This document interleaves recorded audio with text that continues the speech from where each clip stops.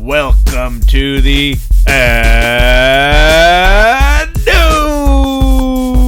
podcast, episode number 104. My name is Steven. I am joined, as always, by producer and co-host extraordinaire, my man, hello, Kelly. Let's get to it. Getting her done here, man. Tons of shit to talk about this week.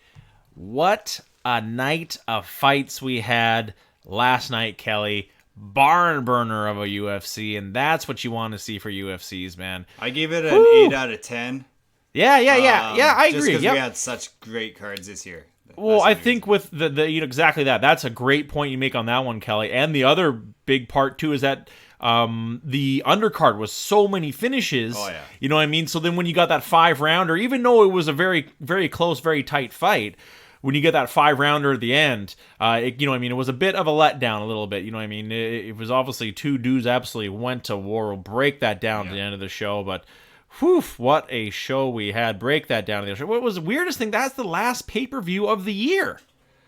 You know what I mean? Weird. December 11th, and there's going to be no more pay-per-views. You know, sorry, December 12th, wasn't it? Yeah, December 12th. Yeah, and then no more pay-per-views. That's it. Weird, eh? No year-end show. No free shows? Oh, yeah. There's going to be tons more free shows, but that's just the last pay show. You know what I mean? The last actual pay-per-view, which I thought was odd. You know what I mean? I thought that was kind of odd. Maybe they don't want to deal with the headache of fights being dropped, having to hold like a pay-per-view and having to scramble for like elite fighters to fill holes just so the pay-per-view actually works and people want to buy it. Yeah, I agree. I agree. Even, you know, obviously this one had a few cancellations too, and I think, you know, maybe that is what it was, that they, you know what I mean, the big event that's on the 19th, a bunch of fights got canceled on that one. Yeah. Or, you know, rescheduling is what they're saying now. These fights aren't being canceled, they're being rescheduled. Yeah. You know? It's harder to hold together a pay-per-view than like a free fight night. Like, who cares at that point? Like, it's free. Watch of course. Yeah, exactly. I think it's one of those weird things, you know, where MMA had a tough go to begin with when it, you know what I mean, comes to solidifying a full card. Whether it be, you know, failed tests, you know what I mean, you know, failed weight cuts, or hospitalizations due to bad weight cuts, or, you know what I mean, staph infections. So you already had all these things already involved. Now you had COVID in the mix. You know, when, you know what I mean, when the test isn't 100%, you know, the test they're getting is accurate, but not 100% accurate. Yeah. So you have those, you know, and then people just straight up testing positive for COVID. You know what I mean? So you have those to take into effect, and these kind of these rescheduling contingencies. You know what I mean? And I like how most of the people who getting tested positive for COVID are like, "What? I have COVID? Like I can't fight?" Yeah. You sure? Can I just wear a mask and fight? It's pretty funny. I'm not making light of it again. Yeah, of course. I'm just, that's the majority of the fighters. So yeah. Far. I think, what was his name? Jacare. Yep. I think he got it pretty bad. He got pretty sick with it. Yeah, I could believe it. Yeah, absolutely. He got it in the earlier stages too, and that's what he did say, that it kind of just took a seriously nasty turn. Yeah. You know, with him health wise, I think he was hospitalized for a short period of time. Exactly. Yeah. It just depends, man. Yep, absolutely. Well, that's what they're saying. One thing that they kind of are linking it to is actually your blood type. Oh, really? Yeah, it's whatever your blood type is how bad it'll affect you. Like, certain blood types are affected worse, and then certain blood types, I can't remember which one, but there is one blood type where it doesn't affect you at all. I wish I knew what blood type I was. Yeah, I don't even know what my blood type is. B positive is what my blood type is. I'm A plus. Some good blood. We'll be talking some video games in the middle of the show. We'll break down everything. Bellator, bare knuckle fighting going down Friday. Bellator going down Thursday. Still upset with you, Bellator.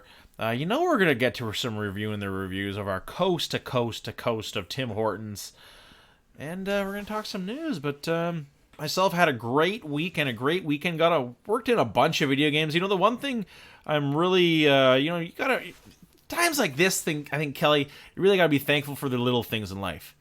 You know what I'm saying, man? And one of those things is, you know, beer and steak. Man, that is such a guilty pleasure of mine.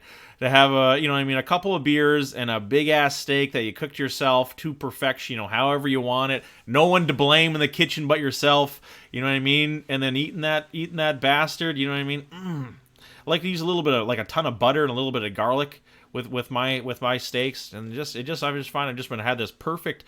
I had a few ups and downs with my cooking. I haven't really cooked many steaks in my life, and I've been getting into where I'm cooking multiple steaks a week now, and I'm just absolutely loving it. Steak and beer. If you have not tried it, go try it today. I'm serious. It's one of those little things that I just absolutely adore. My mouth's watering just thinking about it. But it's right now. That's what you got to do in life, man. You know what I mean? Be positive, and you got to look at the simple things. We got a vaccine on the way, Kelly. Vaccine's on the way. We got all these Karens and Kens. All I'm not putting that in my body. You know what I mean? And these are the people who are 100% guaranteed have done hard drugs in their life. You know what I mean? And it's like snorted, done a rail off a car hood or some shit like that. And guarantee you these are the people, you know what I mean? Or like been exposed to too much pesticide or something like that. But no, they won't take a vaccine that could save the world. No, that's a bad idea. That's what the government wants you to do. You know what I mean? Well, you get microchipped, right? And yeah, of course. Follow you around. Good. Microchip because they can't do that with your phone. No, of course not. It's much easier. If only there was some way to implant you externally. It's much easier to microchip the whole world than just follow their phones. Yeah, exactly. People have multiple phones. Yeah. You know what I mean? With You're gonna microphones. Be able to, yeah, exactly. Absolutely. Way better than a microchip tracker. Yeah, it's so much easier too. My body's gonna reject that thing. I'm gonna poop that microchip out. I'm gonna sell mine on eBay. Yeah, there you go. Good idea. Good idea. I remember reading this article about this, he was like a younger guy, I think he was like 19 from China, and he sold his kidney. Oh, I remember for like a gaming computer. Oh, was that it? Yeah, or was it, I think it was like a PlayStation 4 or something like that. Yeah. Like it wasn't, you know what I mean? It was like a year ago, you know what I mean? And he thought, I'm young and healthy. Now the dude's like in an medically induced coma. Yeah. Because like he just from the surgery of having his kidney removed, he's had nothing but problems, and now he's gonna die. Pretty crazy. Don't do that. Don't sell your organs. I know. Never a good idea, no matter what you're buying with it. Moving right along here, folks. You can't buy one back. I'm gonna become a professional gamer and I'll buy 2 kidneys. I don't need them. Just shoving them in there. Exactly. Just keep adding them. I have so many kidneys. Exactly. I'm going to be the best gamer in the world. I'm going to own everyone's kidneys. I'm never have to pee again. Oh, shit. What did you get up to this week, Kelly? Not a hell of a lot. Just a lot of video gaming. Yeah, nice. I actually put in, so far I put in 60 hours on Apex Legends. Wow. On PC alone. Wow. Yeah, still haven't unlocked. I can't believe how long it takes to unlock those legends. But I think, you can buy this little pack that unlocks them all, but I think the grind is part of the fun. Of course, that makes you want to play the game. It gives you a goal to play the game, right? Exactly. Absolutely. So I'm not going to buy the pack. I'm just going to keep grinding until I get That's cool. It. That's cool. But yeah, I'll talk about it more later. Nice. Cool. That's it, though. Eh? Nothing. Yeah, you can go nothing special. All right. Cool. All right. Well then, without further ado, let's talk some MMA news.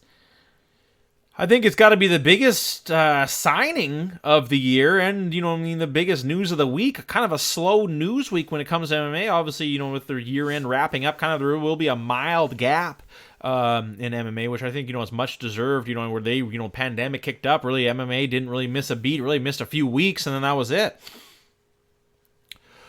But the biggest signing of this week is Anthony Rumble Johnson. Going to be taking his talents to Bellator. All this talk, leading up to Rumble's return, you know what I mean? And boom, it looks like the UFC didn't really want to give him that much money, and Bellator came a-knocking, I guess. UFC didn't, I guess, I don't know what happened. No one's really saying what did happen. UFC, there was all this talk when Anthony Johnson was returning, Kelly, and you would have assumed it was the UFC. You know what I mean? You would have assumed, and that was kind of the talk. You know what I mean? When he was tweeting was, the roster's got to watch out. The UFC roster, you have to assume. But it looks like he's going to take the easier route and move over to Bellator. You know what I mean? And I can't blame him if they're going to give him more money to fight in Bellator as opposed to the UFC, where there's a lot of killers at 205. You're going to go over to Bellator. Really, the division is much less, you know what I mean, with just sheer numbers. Yeah. There's only a few good dudes at 205. Ryan Bader, Vadim Nemkov, Mr. Wonderful, you know what I mean? Phil Davis, really, Linton Vassal, who I think has kind of moved up to heavyweight. There's a bunch of dudes, you know what I mean, and then the rest of the division is kind of aging. Yeah. You know what I mean? Really, like, Tito, Chael Sonnen. I think he'll be a good addition to their talent. He's going to destroy everyone in his way. He's going to have like the craziest knockouts coming up here. Issues with the top three or top two. I think they will. They definitely will, because there is kind of the blueprint is out on Rumble. You know what I mean? And that's obviously wrestling. And that's what Daniel Cormier, if you just break down his record of recent year, Daniel Cormier is a freak. But still, for Cormier to beat him up the same way 2 times by rear naked choke, you know what I mean? What was the first one was in the 3rd round, second one was in the 2nd round. You know what I mean? The kind of blueprint is out, because wrestling isn't his greatest thing. And obviously, if you look at his record, knocking people the fuck out in the first round or 2 has been his his bread and butter. Obviously, with his KO over Glover Teixeira, 13 seconds KO over Glover. And KOing their former champ and their their 2-time champ, Ryan Bader. Beating him in a minute and a half, and then KOing Jimmy Manawa. How that one made to the 2nd round is crazy. On its own. The big huge KO over Alexander Gustafsson, also in the 1st round. Little Nog easily. In the first little bit. Oh, he's got a big win, decision win actually over Phil Davis too. So he's already got 2 wins over dudes in the division. And the top 5 guys in that division as well. It's been a while, though. Yeah, it has been. Yeah, absolutely. The Phil Davis fight was, back in 2014. Yeah. That's a long time ago. 6 years is a long time in MMA. How long ago was the Bader fight? Bader fight was 2016. 2016, You know what I mean? So, yeah, exactly. And so he's been, Bader's been super active since then. So Bader's career really changed from there. I think Bader's gotten better since then. Oh, big time. I think he's kind of realized, he's kind of honed his style too. More of that very aggressive wrestler. Mixed in with his MMA. He does great takedowns. A lot like Curtis Blades a little bit. Curtis Blades has a very similar style. He'll mix them up, but his main goal is to go for the takedown. Obviously, Curtis Blades is much bigger than Ryan Bader. That'd be a good battle, Ryan Bader versus Curtis Blades. I think I'd like to see that battle. But obviously, I think the size mismatch would be huge. Curtis Blades is gigantic. Yeah. But I just thought it was interesting moving over to Bellator. I didn't see that coming. That's why I thought it was kind of huge news. Kind of came out of left field. So I always use Rumble as kind of like that freak athlete. When you're explaining UFC to other people. Yeah. You know what I mean? The dude fought at 170. You know what I mean? And now he barely makes it underneath the 265 pound mark. Like, how is that possible? Almost 100 pounds difference he fights at now. It's absolutely insane. He's still got a few years left. He's only 36. Birthday in March, only 36. But I see it easily for him to be the champ. I don't see Vadim Nemkov, giving him that much of a battle. To tell you the truth, I think.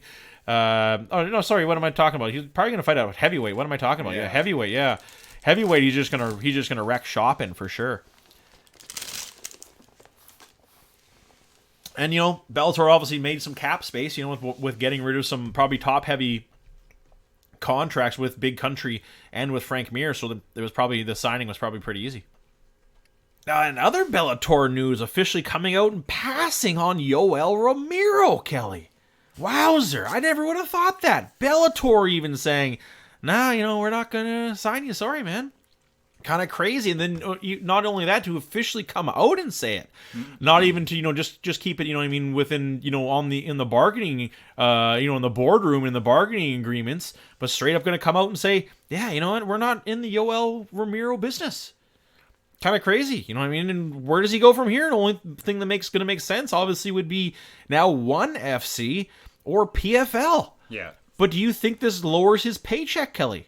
Oh, probably. Wow, exactly. The yeah. thing is, like, if he went to Bellator and he cleans out the 185-pound division, and he's, what is he, like 46? 44. 44. Yeah. Plus, he, lost to the top talent in the UFC. Could have gone either way, but his scorecards says he lost. So the thing is like, if you bring him in and pay him that huge check just to clean out your whole division, and he's old, like, what does that say about Bellator? Yeah. And also, like, you're paying for that? Like, absolutely. Yeah, good call. I think it's a smart move by Bellator just to not sign him, but it's a shame as well. Yeah, I agree. For the fans, it's a shame, but for business moves, exactly. You know what I mean? It's kind of the way you put it there, it makes sense. I think it's whenever you come up with a business plans, it always is, where do you see yourself in 5 years? Yeah. What's your 5-year goal? And we'd be lucky to see Yoel staying for 2 years. Yeah, like, we bought this retired UFC fighter who's 44 years old to clean out our own division and prove that we hadn't, didn't have the talent that we said we had all these years. I don't know if that's true. Who knows? No, I think so. It probably is. And really, then at the end of the day, even you're bought damaged goods, and it's gonna devalue your goods even worse. Yeah, so crazy. They said the door's open though. They did say the door's open. They are looking. They are still always want to be communication. I'm sure maybe a win somewhere else turns that around and changes their opinion. But either way, it just wasn't the right fit. Maybe he was asking too much money. That's the thing. Yeah, maybe he was asking too much money. And to go to your point, where 3 losses in a row. Yeah. Really, if he would have won and left, obviously his value is much higher. Obviously, that's what we saw with Michael Chandler moving over to the UFC, since he had won and knocked out Benson Henderson before he left. His value obviously skyrocketed. Somebody was saying maybe he's difficult behind scenes. Yoel. Yeah, really wants to work for. I don't know if it's true or not. He seems quite eccentric. Yeah. You know what I mean? And maybe does his super religiousness come into effect sometimes? You know what I mean? Could that be a factor? Or the dude knows he's like a freak of nature, and always will be. You know what I mean? Maybe does he go around cock of the walk too much sometimes? I guess. Maybe, yeah. Huh. I could see it. I definitely wouldn't put it past him. Just how he is in the ring sometimes, too. Sticking with the 185-pound division, 2 dudes who have a win over Yoel Romero are going to be vying for the interim title. Paulo Costa will be taking on Robert Whittaker as a rumor. It's just a rumor right now for the interim 185-pound belt. I don't know about the Paulo Costa move, really, but I guess, the Robert Whittaker one makes sense to me.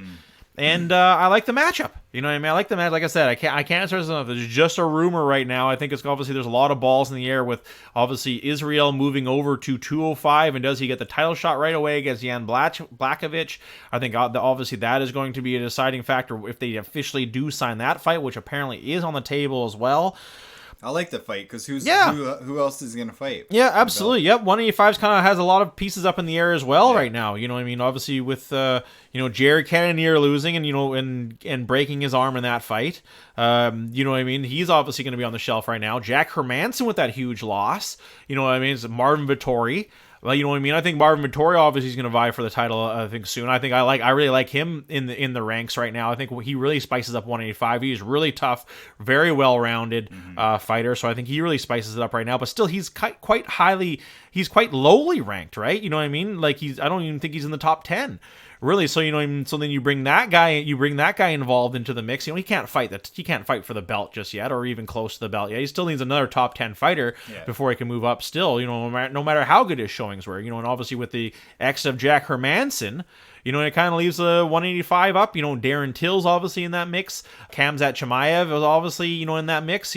But still, he's already kind of got a destiny at 170. So it's really makes sense for these 2 dudes here. No argument here. Paulo Costa really should have had that extra fight, but really right now with all these other dudes having already dancing partners mix up with, I think it makes sense, and if it is for an interim title, why the hell not? Then make it for that interim title, and that guy gets the next. You know what I mean? It's kind of just more of a golden ticket, a money in the bank, really. You know what I mean? You have that interim title, you cash an interim title in for a title bout when next in line. The only fight that would make more money is if Usman stepped up and fought Whitaker. Up and wait, but yeah, I would love to see that. Yeah, that would be a really good match. Yeah, I mean GSP did it, so it's possible. But I don't think Usman wants to. He's a big 170. He is. You know what I mean? I could see him being good, but I think he likes to be big. Obviously, yeah, so of course. He'd be coming in like average or small. Yeah, I don't think he needs it. Maybe in the future. I think right now, he's got a lot of dudes to fight right now. Obviously, with Gilbert Burns coming up. You know what I mean? Even, once again, another two, Khamzat Chimaev, you know what I mean? He could obviously be vying for that title soon, so 170's got a lot of guys in it right now. You know what I mean? So he's got a lot of unfinished business at 170 before he can think about moving up. One thing I wanted to talk about, it was a very interesting article. It's a 2-part article. Broken earlier this week by Bloody Elbow. So I, full credit to these dudes here, but bloodyelbow.com, doing a great story about kind of one FC that all that glitters is definitely not gold. A crazy report coming out of threats of gag orders, threats, just straight up threats, and employees and fighters, throwing them to the wolves, basically saying enough is enough. 1FC is kind of a joke. Really, it's kind of interesting, Kelly. It's a very interesting read. Like I said, it's a two-part kind of document here about just everything that's going wrong with them right now, and just kind of, they're saying all this different shit, Kelly, that, they're getting they have a billion, views, on one of their events, that their gates are selling out instantly, and, they have all this hidden money coming in all the time, that they're the number one, watched program in Southeast Asia, which all this shit is not true. Damn. So it was really, really interesting, and just what is happening with their financial state. Their numbers cannot be good as they boast. This is like that first bare knuckle combat league. Yeah. The first one, yeah, exactly, yeah. I can't remember what the fuck it was, but yeah, it was all fake. The whole fucking thing was, and the dude was a scammer, and the dude's in jail right now. What's up with people starting fake fight organizations to launder money? Weird. You know what was really weird was a few years ago, Kelly, that there was a some kind of new, when it came to pro wrestling. It was a pro wrestling organization. It was like Canadian Freedom, something like that, Wrestling Federation or something like that. And the cards they were boasting were huge. Huh. They were going to basically be out of Western Canada, like Vancouver and Calgary and shit like that. Mm-hmm. And the fighters that the wrestlers that they had on these alleged cards were huge. It was going to be great. It was going to be, ladder matches and, barbed wire matches and, and battle royales and all this different shit with all these big names on the independents. And people were buying tickets like crazy. And then it came out, one of the wrestlers came out and said, I just was made aware that I'm apparently allegedly on this card. And I have been in contact with the promoter once, and that was it. We never agreed to a contract. We never agreed to a date. We never agreed to a price. He just contacted me saying he would be potentially interested in me wrestling for him. That was the only conversation we had. Damn. And then it started the ball rolling, where everyone was like, no, I did not sign up for this event. I didn't sign up for this event. And one guy actually said, yes, I did sign up for this event, but we never agreed on the money. I said I would be interested, but the money they were offering and the money I was asking for, we didn't agree on, so we never agreed to it. So it was just kind of one of those weird things where these it come up with these, to be a fake promoter or to be a shady promoter, I think is pretty easy. You just have to be able to lie enough. Yeah. You know what I mean? It's like Ja Rule's concert on his island or whatever. Oh yeah. I never watched that documentary. I gotta watch that though. Yeah. It's like they promised all this big expensive shit. And basically, they got tents and like lean cuisine dinners and shit. It's pretty awesome. Didn't a dude suck dick for water or something on that? Ja Rule did. Even though he had some. That'd be the worst blowjob ever. The dude wants water. Yeah. He's got obviously parched. How the hell is he gonna properly get up in there? Anywho, back on track here. Your mouth is too dry, so you squirt water in while he's doing it. Oh my god.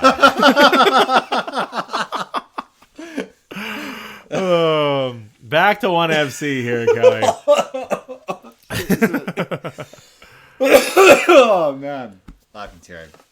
There you go. If you're not coughing, you ain't doing it right. Zero tolerance criticism policy. So if you can't go do anything with criticism towards a company. You cannot say a single thing, or you could actually be fined, Kelly. Nice. You can. I know. If you go to social media and say, yeah, you know what I mean, I'm really upset with it. I haven't been booked in months for a fight. They could fine you. That's good. And that's what they're finding is a lot of these fighters are getting pigeonholed into these exclusive deals that, you know what I mean, you can't do anything. You're exclusively with 1FC. Yeah, well, I think exactly that. You know what I mean? You got to read the fine print. Yeah. Exactly. You know, I think that's exactly what it's coming up to, where these people are getting paid this huge amount of money, but then they just put it on the shelf. Where a lot of the stuff that comes with your contract is obviously fighting. You don't think, hey, they're not going to sign me and not make me fight. And that's what people. That's what's happening. Is, you know, as soon as anyone criticizes them internally, they get put on the shelf. Good. And they say that'll teach them. Don't criticize your boss. Dude's coming out with saying low pay. You know what I mean? And saying, you know what I mean, that these contracts I'm signing up for wasn't as lucrative as with that because of two things. Of, you know what I mean, fake tickets. You know what I mean? A lot of these people, their contracts are based off of their pay-per-view buys. Yeah. And gates. Obviously, there's no gates right now. But even that, you know, there was a report that came out that each 1FC employee was given 50 tickets to hand out. And they were boasting these sellouts, Kelly. They're boasting everywhere they went to, they sold out. And now it's coming out like, no, we were all given hundreds of free tickets to give out. You know what I mean? Tons and tons of free tickets. That's crazy. So obviously they're selling out if the price is free. You know what I mean? So I think when it goes to that, you know what I mean, when it goes to you know what I mean, a guy making his money off of that, you aren't going to make shit. Yeah. And then you can't complain about it. The other interesting one, which I think is a real talking point here, Kelly. 1FC, right? 1FC, yeah, exactly. So isn't that where Brandon Vera fought for the last? It is, yeah, where he currently fights for, exactly. That's crazy. I wonder how fucked he was getting. Well, maybe he was getting pretty. Maybe, you know, they got to be paying some guys really well in order to keep them around. True. You know, Pride did that too. Where guys were like, never got paid. I fought here and I never got paid on this card. I got paid on other cards, but this card I never got paid for. You know what I mean? And that happened a lot in Pride. Happened tons. But they always had to keep the certain dudes happy to show up. You know what I mean? So there was obviously other dudes came out and said I never had a problem with getting paid from Pride, right? You know what I mean? They'd always paid me right up front. And, you know what I mean?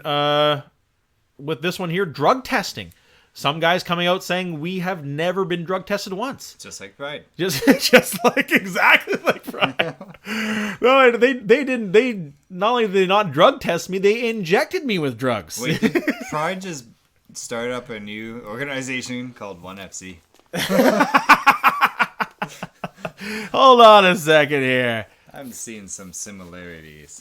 Soccer kicks. So, you know, it's kind of interesting with that. You know what I mean? We've talked about this before, Kelly. You know what I mean? You know, testing or not testing. Mm-hmm. But if you're going to want to be on one of those one big threes, I think you have to have some testing. You know what I mean? Until we get to a point where we want to just open the floodgates and let, you know, these dudes who are half horse, half human fight. You know what I mean? Which I'm open to. I think if you want to be in that big three talk, you have to have some kind of standardized testing to make you seem more legit. Because right now, to me, they seem like a money laundering company. Yeah. You know what I mean? That's what it seems like to me. You know, it's like one of those businesses in those shitty malls. Yeah. You know, and it's like, how are you open? How are you... Does anybody buy your shit? And it's just like random crap. Yeah. You know, like giant, like Rastafarian bananas. You know what I mean? And like sweaters, like terrible tacky sweaters for like white trash people. You know what I mean? And like blankets. That's like all they sell. Yeah, it's like, and it's always like about a couple or something like that. And like the girl looks like Marilyn Monroe, and the guy, and then the guy, he like looks like Frank Sinatra or something like that.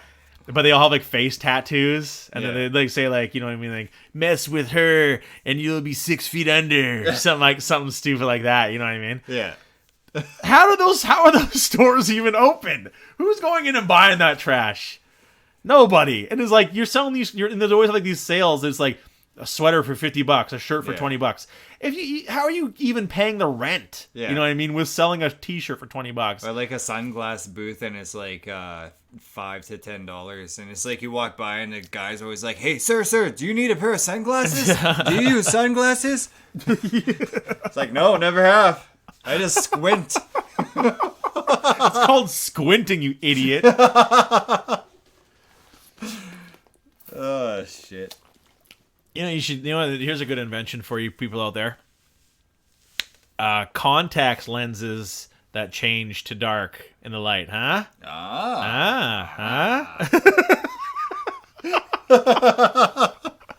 There you go. You know, like those glasses you get that the tint when you go outside? Yeah. You know, the instantly tint? And Contacts turns your that do eyes it. dark. Contacts that do it. And There you go. some woman freaks out because you're like talking to her as your eyes turn black. That'd be super cool. Do you wear contacts? No. Yeah, me either. Good. So anyways, I was just saying, the Satan fire. Your eyes turn black. But yeah, interesting read from Bloody Elbow, and I'm looking forward to reading the second part. You know, really cracking open the whole veil that's over top of ONE FC being legitimate, which now a lot of people are saying it is not. And that was really the downfall. The downfall of Pride was once it became well known that it was not a legitimate business. When they were asking people to fix fights, the Yakuza was deeply involved. The Japanese fans turned off. Yeah. You know, they didn't want anything to do with it, and then that's why the president later on, you know, 2 weeks later, hung himself. But yeah, very interesting read.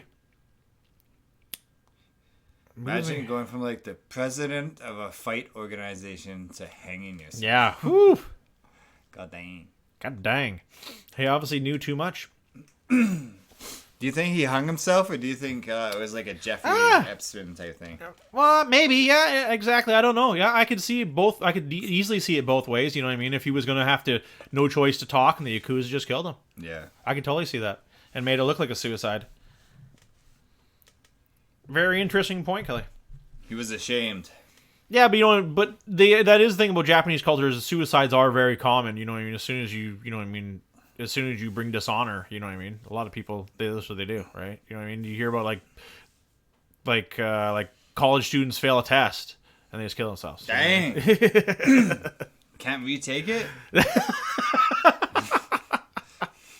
It is done.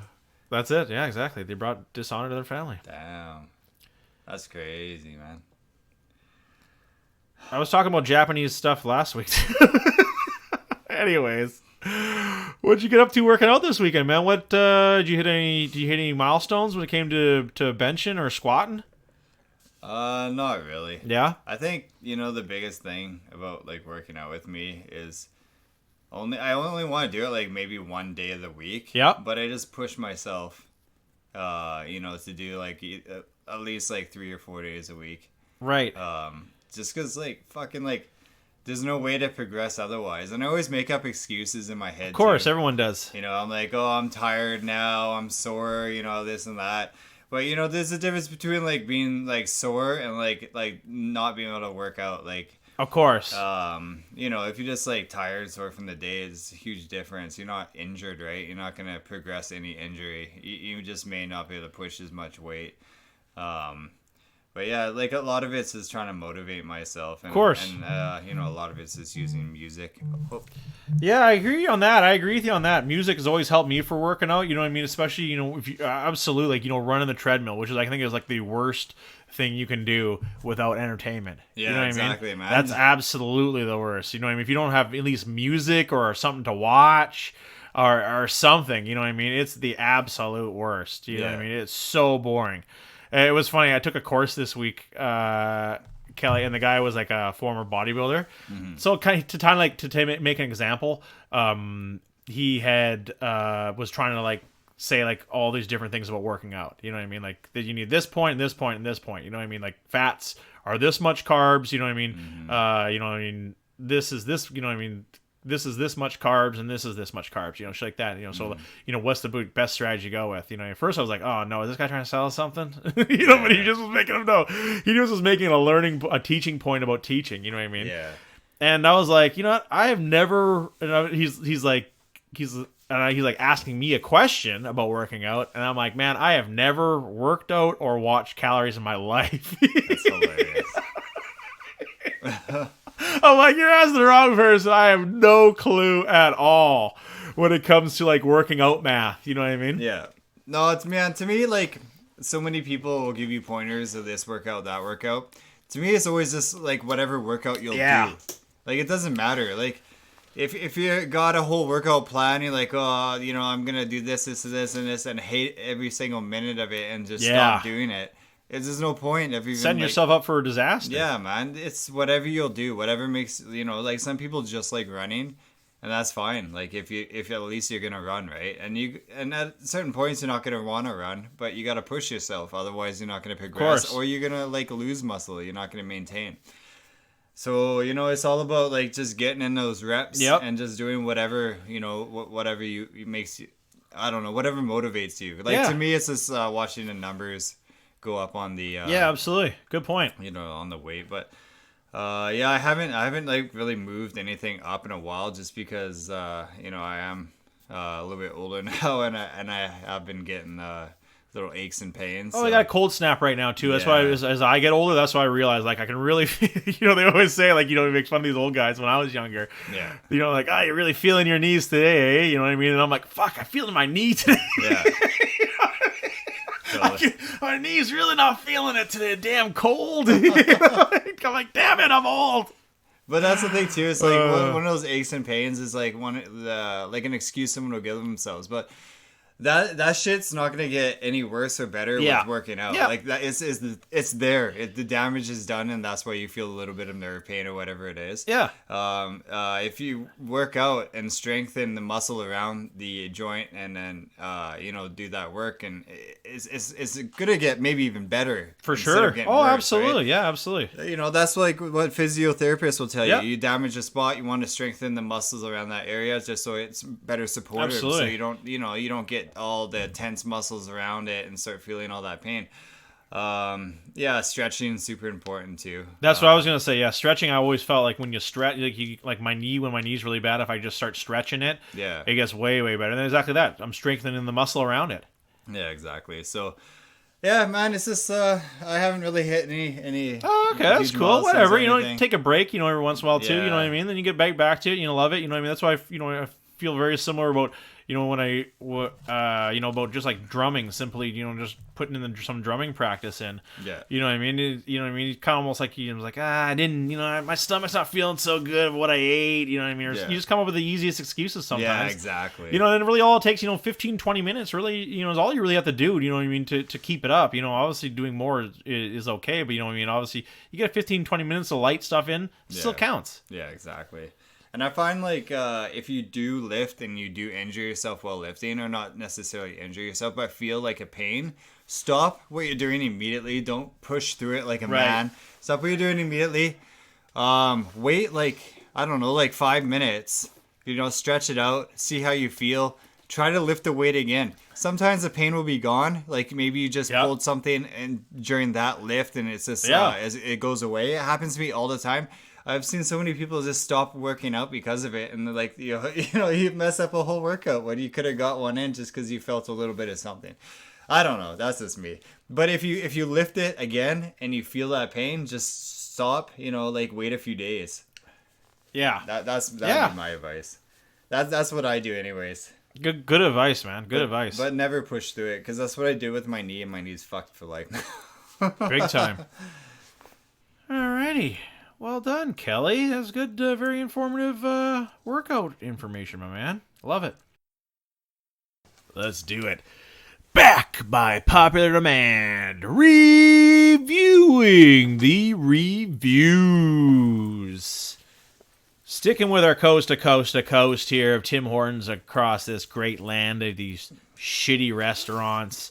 Going to a small little place. It's a very weird little province, if you can even really call it that. New Brunswick. Going to do a Tim Hortons here, right in the heart of New Brunswick here. In Edmundston, New Brunswick. They tried to copy Edmonton and just spelled it wrong. Yeah, exactly. Well done.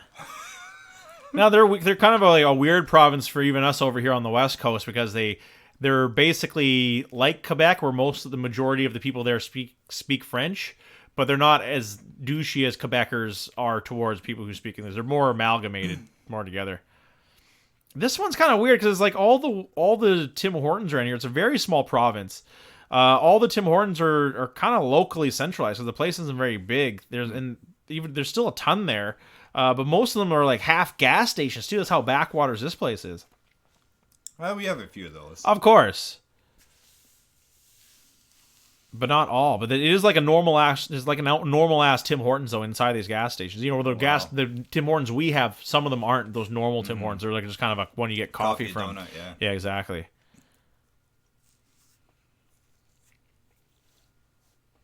Let's start off here. This is a really good one here. KP, this person, I love this, Kelly. They 13 reviews, 24 photos. You can just tell this person is really, really weird because their profile picture is like a My Little Pony, and it looks, I can't read it because it's so small, like because of the picture, and it's like an upset My Little Pony. You know what I mean? Like they're like this person's like a brony or something. Weird. Yeah, like the My Little Pony has like a mad face and there's like a big saying in it, like it's gonna be like some meme or something like that. Like, you know what I mean? That you're gonna get like a samurai sword blade if you make fun of My Little Pony or something. Weird. Very weird. Anyway, they gave the restaurant 1 star a year ago. Ordered a bagel BELT for breakfast. I gotta cut in here first. The bagel belt is disgusting. It's just super disgusting. Having egg and tomato, it just doesn't work out for me. I don't like soggy. You get soggy egg, disgusting. You know what I mean? It just doesn't work out for me. And then you got, you know what I mean? So you got everything inside is super soft. You have a tomato, cheese, and egg, and then the outside is a bagel, which is hard as shit. You know what I mean? So it's just the messiest fucking thing you can get. I don't mind them if they're done well. If they're done well, I make some bomb ass ones myself, but I just find the Tim Hortons one is shit. Yeah. Anyways, they didn't put any damn egg on it. Of course I was not. I was down the road before I noticed. This is not the first time this has happened at this location. Not pleased at all. Also, there's usually a long line. Oh, of course there's this fucking shitty-ass Tim Hortons. Imagine getting a bagel with cheese, lettuce, and tomato. Like, what the fuck? Yum! It's like the dude like the dude got cucumbers on it. Yum, yum, yum. This person here, this is kind of weird. RD, 7 reviews, 3 stars a month ago. Good service. And then see this, Kelly? Star. Good service, star. Very so weird. Yeah, 3 stars. Although, just about all the employees are improperly wearing face masks during a pandemic. Tisk. There is this TSK. Once again, it's a donut shop. If it's that important to you to isolate and stay away from people during a pandemic, then don't go to a fast food restaurant. Get your groceries or get them delivered yourself. to you. Do it Whatever yourself. you need. Yeah. That's ridiculous. It is ridiculous. You know what I mean? It is super ridiculous. They got it on their face. Yeah. I'm not going to be one of those people too. Yeah, exactly. I like this one here. RS. This guy's got 90 reviews and 459 photos. And I love this one. 5 stars a year ago. And I'm just going to read the review and then tell you what the pictures are here. Cool place. Cool place to eat. We had a medium soda and an apple pie. It's 2 pictures of a McDonald's cup, of you know what I mean, soda, and then a McDonald's apple pie. I don't know if they're trying to troll the place or something like that, but you know what I mean, for someone that's had so many reviews, you know what I mean, and then it's of, you know what I mean, then to have, you know, they have a lot of experiencing in reviews that they would have been known that they're reviewing a Tim Hortons with McDonald's. That gave me a great idea for an Arby review. Is at McDonald's across the street. Ah, just take a picture of like the Arby sandwich, you know.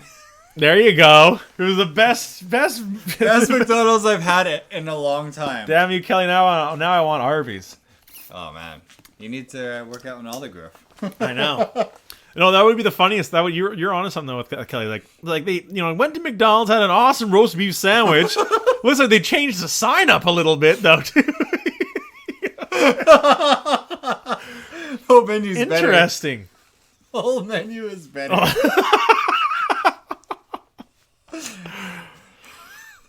I love this one here. This is another weird one here, Kelly. JN, 2 reviews, 2 photos, 1 star a year ago. I got off the bus craving a breakfast sandwich, so I ordered one. Good call. Good call. Simple man. When I got my sandwich, it was just sausage and cheese. I asked where my egg was, and she said there was no more. But then the next 3 sandwiches after mine all had egg on them. Heated.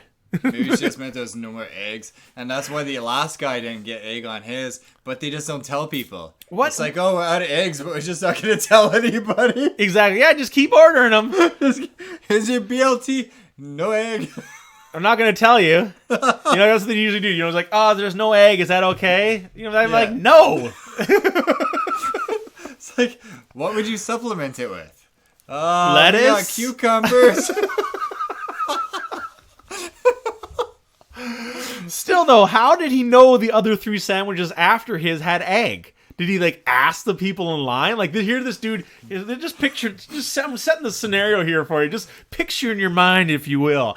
This angry gentleman here, Joe, goes up to the front desk, you know, gets his food, you know, he pays, walks over to the waiting counter, you know, you're waiting with other people, standing around with your number, you know what I mean, awkwardly, you know, looking at your phone. His number finally gets called, Kelly, and he goes, grabs his sandwich. I assume to sit down in store, because he took the bus, he's not getting back in his car. Sits down on the table, unwraps his sandwich, and takes a bite and notices, there's no egg in this. Odd. He leaves his backpack and his sandwich unwrapped on the table alone by itself, possibly with a coffee beside it. And the person behind him is holding his number, and he sees them go up and get it. He's like, hey, can I take a look at your sandwich? Is there any egg in it? I'm doing a survey. You know what I mean? The person's like, yep, I got egg in mine. He's like, God damn it, they told me they're out of egg. Waits for the second person to come by. That's what I'm saying. He did 3 times? You know what I mean? Yeah. That didn't happen, bud. That didn't happen. You're too stupid to know what egg is. This egg that comes in this thing is this like regurgitated, comes in a carton, fucking already pre-mixed synthetic egg yolk. That's just like these the Kentucky Fried Chicken mutants just crap out no-shelled eggs, and that's what's in this pre-made mix. Eat the shit and get out. Weird though, delicious. You know what I'm saying though? Like, yeah, what? I assumed in the beginning that he just came back 3 more times, bought 3 more sandwiches. That's what I was thinking. But then again, like, why would you write a review about a sandwich you had 4 fucking visits ago? So that's what kind of canceled it out for me. Because I'm like, you wouldn't go back and write a review like 5 visits later.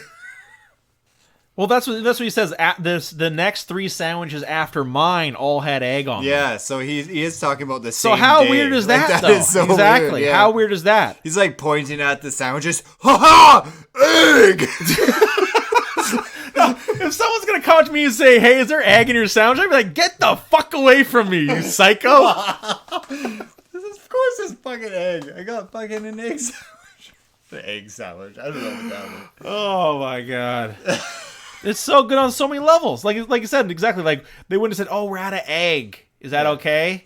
You know what I mean? No, so no, we're out of egg. Just give them the sandwich, no egg on, and be like, "Sorry, That's how it is. That's what you ordered. Sorry. Some guy just flipping out, pointing at you, eating your sandwich, just going, egg! Exactly. No. There's egg over here, you lying sons of bitches! I told you!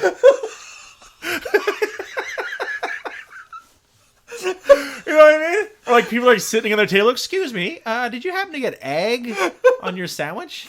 Yeah, the strangest thing happened. They told me they were out of egg. And you clearly have egg in your sandwich. Okay, sorry to bother you. You know what I'm saying? That's the best way to mind fuck someone. I seriously think this gentleman was gonna rob me. Like, you know, like the old technique. Oh, what time is it? And you go look at your time, and the guy sucker punches you. Yeah. You know what I mean? I'm like, oh, you got any egg in your sandwich? Let me take a look. You know what I mean? Kabam! He sucker punches you, steals your sandwich and your coffee. Next time he orders a coffee, double, doesn't give him any sugar. We're out of sugar. Sorry. Because once you got sugar, Them's the breaks. Coffee, it's like, of course I got sugar in my coffee. Them's the breaks. I love this one here. Just says good. 4 stars, good. There's actually a lot of really, really good reviews. I'm kind of just scrolling for the newbie review here. There we go. Newbie review. Found it, Kelly. One had some funny parts, but it had some depressing parts in it too. So I didn't want. I didn't want to read it. I quickly read through one story, and it quickly took a very horrible turn with personal information. JJ, one review and new podcast newbie review. 1 star. 2 years ago. Horrible service / staff. Stop there September 1st, 2018 at 9 p.m.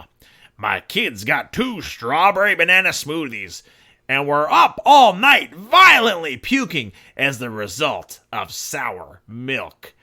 We'll be contacting the franchise owner about this. Yeah, nice try. They don't use milk. Yeah, exactly. It's like some powder. Some shit that never expires. Some powdered lactose-free bullshit. I love this guy first of all, bud. You know what I mean? Get some more practice in. Here, Kelly. Am I right, Kelly, with this dumbass here? He has the date and the time. And now you make yourself look like a fucking idiot. You know what I mean? Because you took out the equation of what time did this guy go in. You went to a Tim Hortons place, which is a breakfast, coffee, and donut place at 9 p.m. in the afternoon. And what did he say he ordered again? Strawberry banana smoothies, which are disgusting in the first place. Yeah. The smoothies from Tim Hortons are fucking gross. So then now strike 2. You went to a breakfast place at night, and then you ordered a non-traditional type breakfast type drink.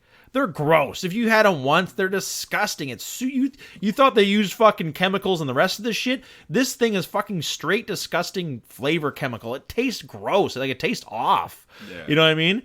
And then to say your kids got super sick off of it. You know what I mean?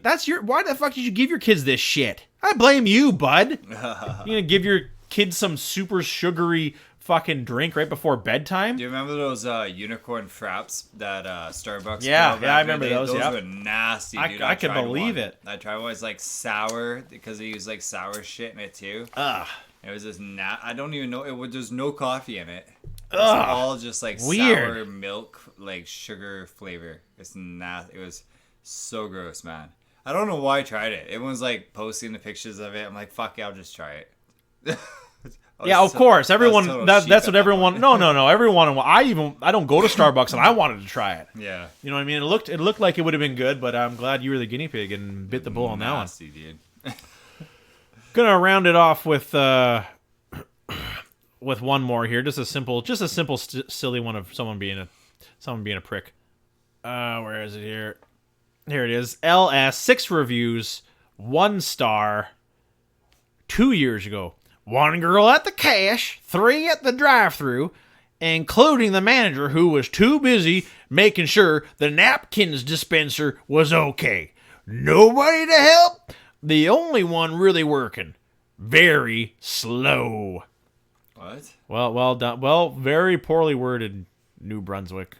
I don't even know what the problem was. Just saying that there's quite a few people there. The place was busy and I didn't get served instantly. Oh, okay. 1 star. Well, you know, it is the restaurant's fault that a lot of people went there at that point. I know, very, very. You know what I mean? The guy goes like right at rush hour in the morning. Hello? Oh, why are you guys so busy?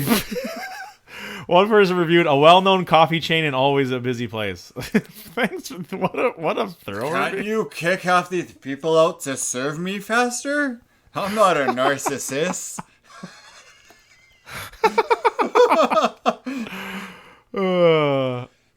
One person's review is abusive. Abusive. Yeah. Interesting. Don't need to elaborate. I got news for you, bud. You can use more than one word for your review. If you could describe this restaurant as anything with one word, what would it be? Abusive. What the fuck? That doesn't even make sense. You could have used any other word. Tim Hortons in New Brunswick getting it done. Well done, New Brunswick. You small ass little town. I don't got anything really to say about you. I think if you label a restaurant as abusive and you call the cops and say your spouse has been abusing you, they should just not come. You may have to edit that out, Cal.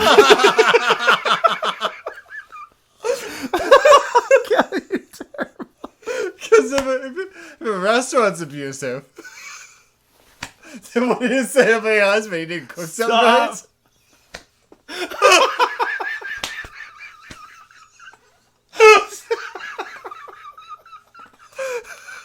I mean, I'm not been domestic abuse. We're going to hell. I'm just saying. All right. On that note, let's take a brief little break here for some commercials. We'll be right back after these brief messages. If you're looking for an abusive environment, try working at Tim Hortons. The pay sucks, the benefits are even worse, and people hate your guts for doing your job. Tim Hortons! Apply online now. Are your chickens out of control? Come on down to Big Ted's Chicken Wrangling. We'll wrangle those suckers right up and they'll be laying eggs by the dozen. And we also mess with your roosters too. No cock is too big or too small for us to rustle. And that's our motto, written right on our store. Come on down. Come on down. We're the rustling chicken experts this side of the Mississippi. As it gets darker earlier, remember to take your vitamin D to strengthen your immune system and your bones. Remember, you can never have too much D. I'm taking mine right now. Now in suppository form. Recommended 1 D suppository daily. If you know what I'm saying. With winter right around the corner, be sure to get tons and tons of that frozen water. Ice cold. Endorsed by Stone Cold Steve Austin. Ice cold water. Only in Canada. I've been liking the Brita stuff. Yeah, hey, how's it turning out for you? Pretty good, man. I use it in here. I just pour that powdered Gatorade stuff in there for my electrolytes. Just because if I don't use the electrolytes, I cramp a lot. Really? Yeah, just because I sweat like a lot when I'm working out. I usually like work out for like an hour because I'm like stupid like that, and I shouldn't be working out for an hour, but I do anyways. Oh, that's good. So yeah, I usually sweat a lot, and then I just start cramping up because I'm losing so much electrolytes. So I can believe it. yeah. I used to buy the powders fucking by the case. It's good stuff because you can kind of make it sweeter, make it a bit weaker if you like, you know what I mean? Yeah. Brita and Gatorade. It's in you, like vitamin D. Also in suppository form. That'll wake you up in the morning. Gatorade suppositories.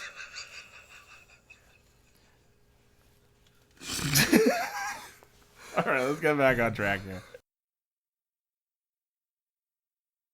Welcome back, folks. Hope you enjoyed our commercials and go grab yourself a cold, tall glass of water in the house. Ice water, that is. Let's talk some motherfucking video games. Oddly enough, man, I'm hooked. Stardew Valley, I fucking love the game, man. Absolutely adore it. Is it ever fun, man? I played that all week, basically. Played the fucking game all week. You know, I absolutely loved it. And it's just so addictive for me, Kelly. Just that next day. I'm waiting for that next day. Waiting for that big money to come in. Waiting for the next day. And I'm just fucking loving it. I'm in the summer now. I got a whack load of new crops. I'm kind of more prepared for this because kind of the tail end of spring, I had a bunch of seeds that I got, but I didn't want to plant them because it was the end of the season. So I didn't want them, just to plant them, just get one harvest out of them or whatever, right? So what I found out is you go to like there's like a town hall type area. Mm. There's like this town hall, and you go into, and there's like this little like weird little sprite dude in it. Yeah, he's kind of like a little spirit guy, and he's like near this parchment paper that has all this weird text on it. You don't know what it is. You go home, you go to sleep, you wake up. There's a letter in your mailbox, which I thought was kind of a cool touch. You get tons of different, you get mail all the time, but this letter was on different paper. So the different paper you get from different people in mail is different too.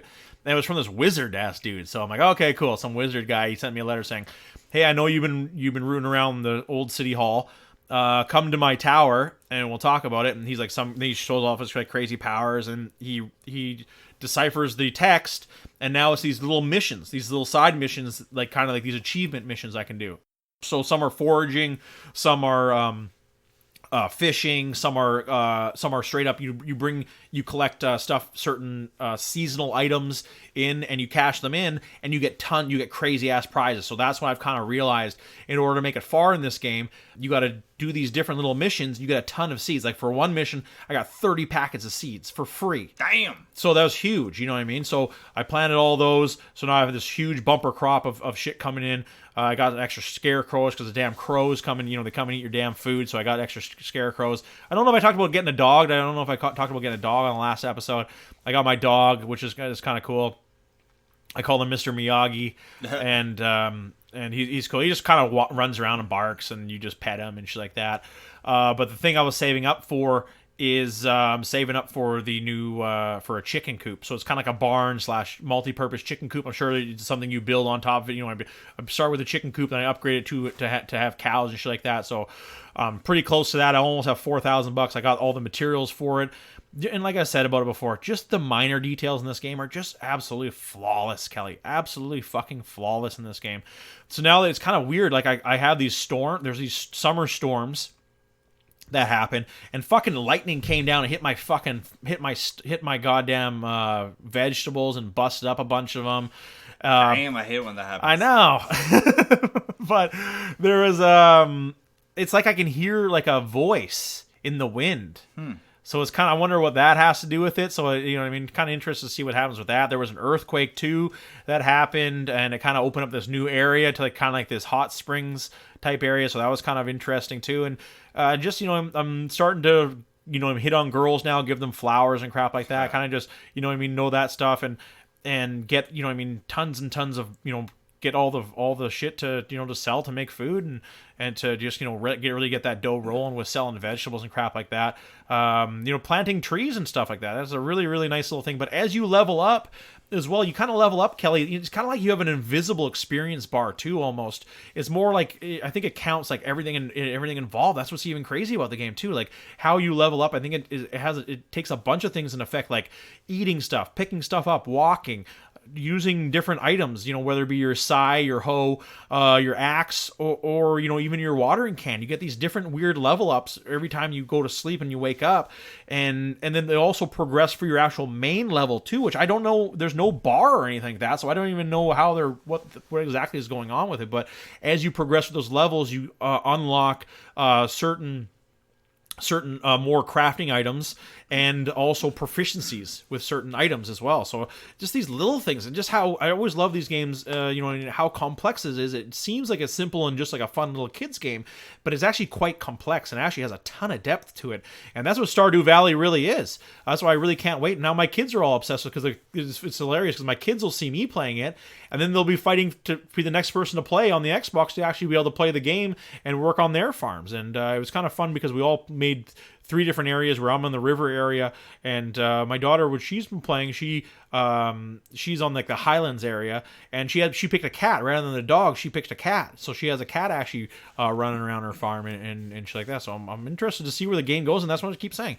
Just one more day, I just want to keep playing and keep playing it. So the addictability of the game is just huge, and then you have these little minor events that go on, like a festival or some shit like that goes on in the town, and then you got to go there. Like I just did like a summer festival. It was like a luau type thing where everyone had to bring a piece of food and you cook it up and you talk to everyone and shit like that. I've found out about there's like an adventurers guild that has to do a lot with the cave that you go down, and they have like a tally of, kill this amount of stuff, kill this amount of stuff, or fight this guy or do different things, and you get like a running tally, and then I'm sure once you hit that mark, you get some kind of crazy ass prize. So it's really interesting, the different aspects you can really focus on this game, as well as just playing the game, the normal style of just basically having a farm. And it looks like you could actually not, play the game solely without even farming, really, if you wanted to. Interesting, very, very fun game. But one game I've always, it's kind of always been in the back of my mind, especially with how much my son has been getting into Fallout recently. And was obviously the original games, Fallout 1 and Fallout 2, which were, the games, that I loved. The absolute games that made me fall in love with the Fallout franchise. And I was like, gonna bite the bullet. I'm like, okay, I'll buy it. I'll buy, I think, because they're only like $10 each or whatever. I'll buy them on Steam, whatever. But I'm like, you know what? I could have swore I had the disc, the original disc. And just explaining to your kids like a CD these days is kind of weird, you know what I mean? Yeah. And sure enough, I went looking through, because I was actually looking for New Vegas. Because I had like a collector's item I got from my brother, like the collector's item with the platinum chip, and it has like a graphic comic in it and shit like that, and a bunch of like chips and cards that are Fallout related. I could have swore I actually had the actual disc of the game, but I must have got rid of it or something. So while I was looking for that, I found my old school. It was like an old school thing. It's got to be well over 20 years old now, and it was all the Fallouts: Fallout 1, Fallout 2, and Fallout Tactics on one disc. And so I loaded it up, fucking boom, sure enough, it all worked, loaded up perfectly fine, and I remember why the game was kind of a flop. And it was kind of a cult classic, because the beginning is so fucking hard. I could see 50% of the people playing the beginning saying, this game fucking sucks. And that's kind of what my son's attitude towards it was, because I played the game hundreds of times.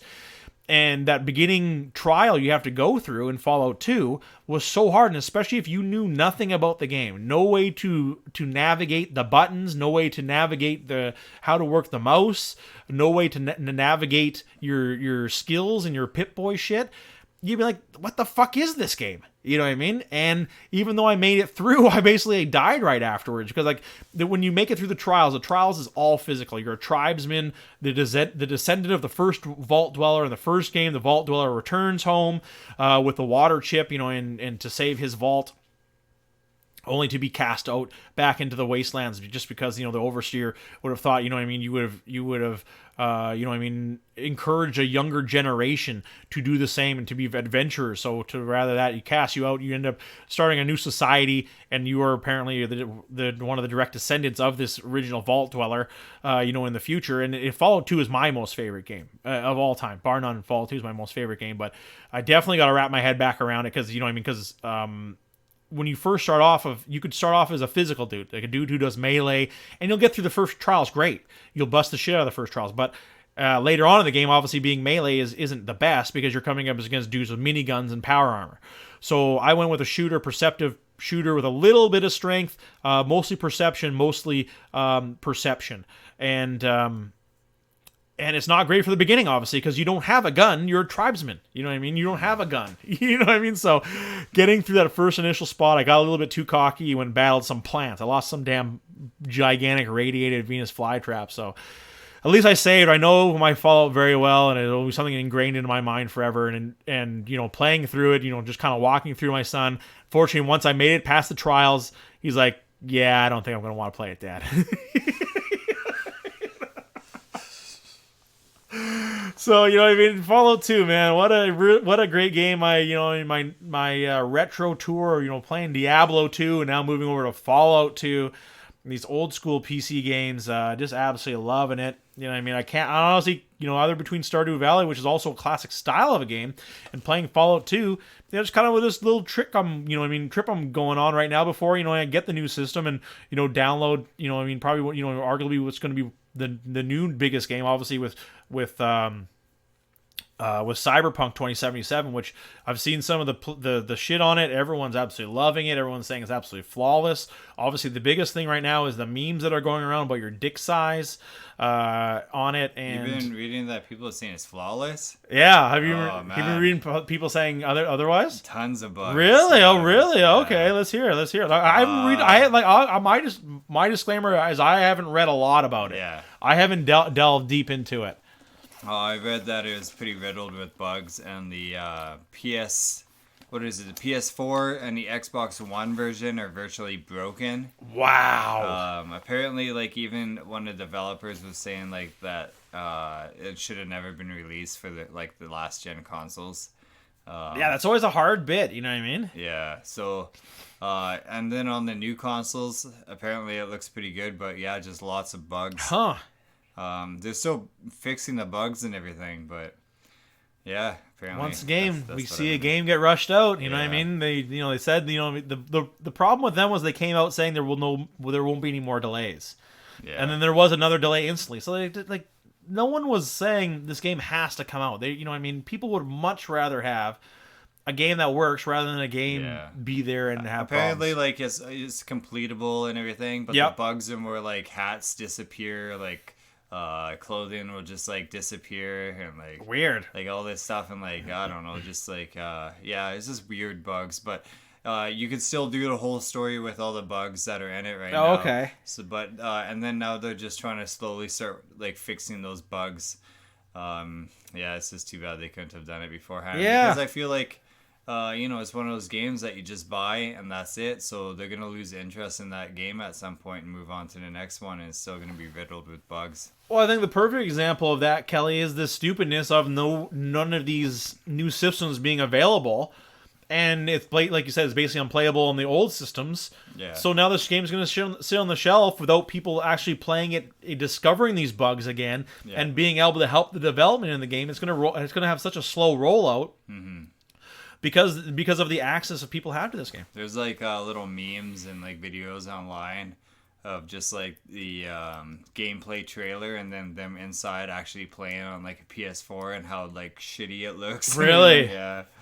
Oh, that sucks. That sucks. Like I said, I was just more excited about the dick size thing. Technology, video games have come so far. And you can go bush or clean shaven. Wow. I know. That's amazing. It is. I didn't realize that you're going to be having your rocking out with your cock out in this game. Interesting. I'll probably buy it on my computer. Oh yeah, yeah, cool. See how it is. I'll definitely. I'm just gonna wait for the new system when it comes out, and when it comes out, it comes out. Yeah, apparently it's not worth getting on last gen. Yeah, well, good to know. Yeah, because I was kind of tempted. I was like, hey, do I really want it? Well, I'll be able to use. I would definitely want more information. That if I buy it, will it stay on my Microsoft account and I can use it on the Xbox Series X? If that was the case, if you do buy the digital, it would say, I think, what platforms it's gonna be. Yeah, exactly. That would obviously be something because I'm gonna buy it anyway. So we'll see. Let the dust settle and then we'll see. Yeah, but played that obviously played a little bit of Fortnite with my kids this week as well. Not a ton. They have Master Chief came out as a skin. You know what I mean? So what else can you do in this fucking game? You know what I mean? We'll just come up with skins for everyone. What's your favorite, fictional character? We'll make a skin of him. You know what I mean? It just Fortnite knows how to do it when it comes to just making just stupid money. You know what I mean? From literally and figuratively. Really, they're making tons of stupid money, and they're making stupid money off of people just buying skins. Best way to do it, though. Yeah, that's absolutely. It's an amazing angle. People complain about the pricing, but it sells. It totally sells. If you don't buy it, maybe it'll lower it, but people are still gonna buy it, so it doesn't matter. Exactly. I think it's right in the middle because kind of the middle of the road skin is about 1,200 V-bucks. Yeah. You know what I mean? And I think that is about $10. Mm-hmm. You know what I mean? That's about $10. So, you know what I mean? I think it's a little less, probably like 8. I think I'm not exactly sure what the exact conversion is, because like now they still have this promotion where, since they got screwed over by, not screwed over, you know what I mean, Samsung and Apple both said, you know, you can't buy V-Bucks through us, you can't buy, you know, you can't do anything through us anymore. Yeah. You know what I mean? So I think they're still giving you the deal. So you know, no matter what you buy on the sticker price is actually a little bit more. So, you know, it's a crazy good model.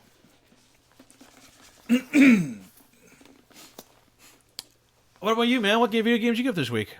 Just a lot of Apex Legends. So far I put 60 hours into it. Wow. Just on PC since I started playing. Amazing. Yeah, I'm gold now. Nice. I reached gold. Yeah, I don't know if the competition got any better. I don't think it did. Whoa! Shots fired, PC. The thing is, like, I could kind of tell if someone's a good player or not just by how they're playing in the very beginning. I find the people who run off usually suck. Yeah. The people that like stick kind of in a group are usually better. When I get into a battle, if my team holds off a little bit and kind of like gauges, you know, like your surroundings and how you're gonna go about fighting, I find, you know, those people better than the person just running towards the enemy team fast as they can. Good strategy. Yeah, like it's pretty easy to tell, I think, nowadays. Just who's put in some hours on a game and who hasn't.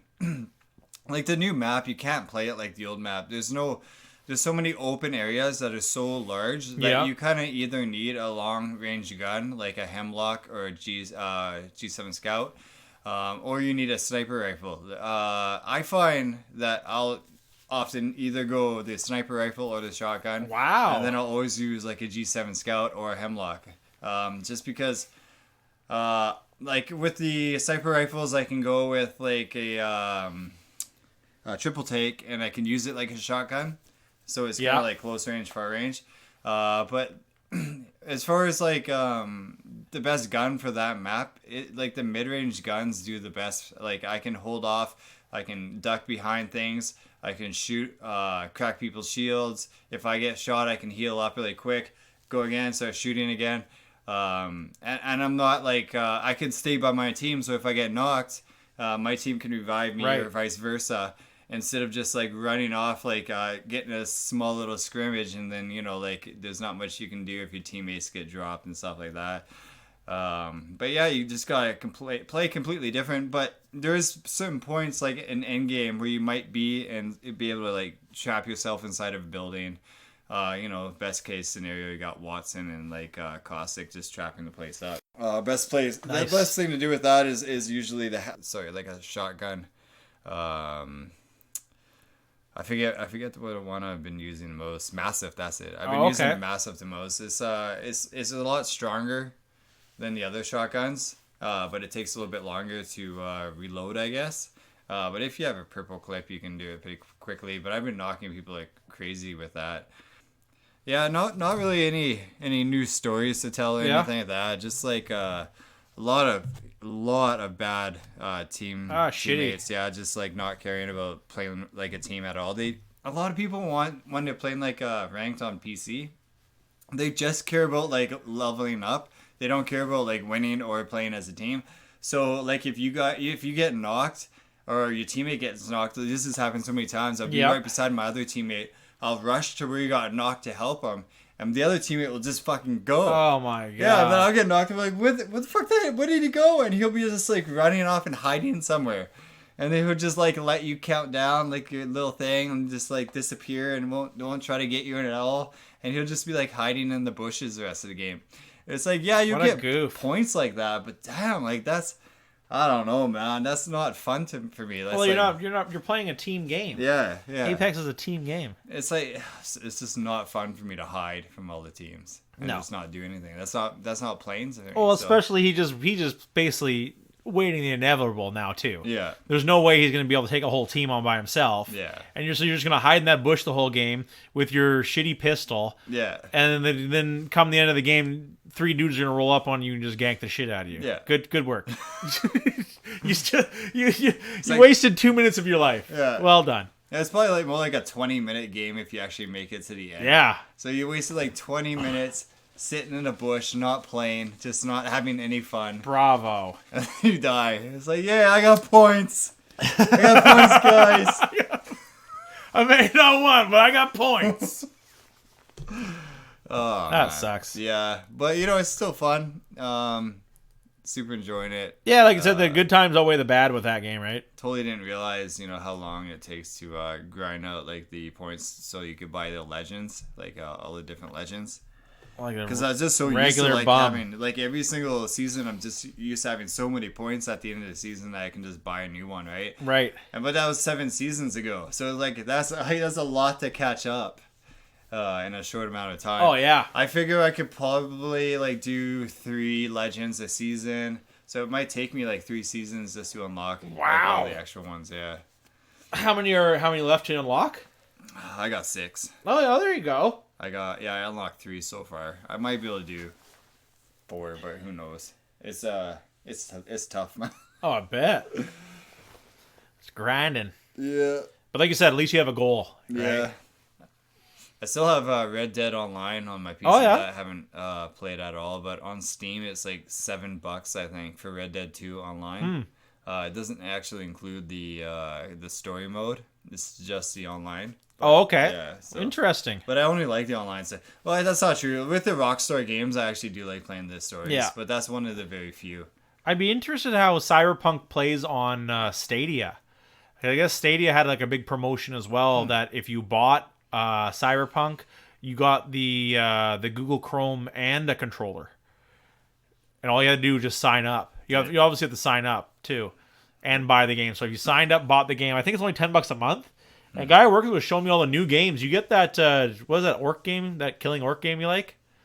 All Orcs Must Die? Yeah, they had All Orcs Must Die 3. Came with it for free. Nice. Huh. Yeah. I'll have to look into that. Yeah. So I wonder what it plays like on that. Because, you know, with the controller and, you know, you get the controller and the Google Chrome with it no matter what. You know what I mean? Like, wow. I need to watch, like, YouTube videos on it. Like, yeah. It was bad when it first came out, but apparently it's playable now. But I don't know, man. You got the PC for it. Give it a shot. Well, it's like, it's a stream, so you really don't need anything. You can do it on your phone. Yeah. But that's the thing, like, with these type of services, it's like if you buy a game, like, you have to keep using their services, so you have to, like, keep paying them monthly if you want to play online.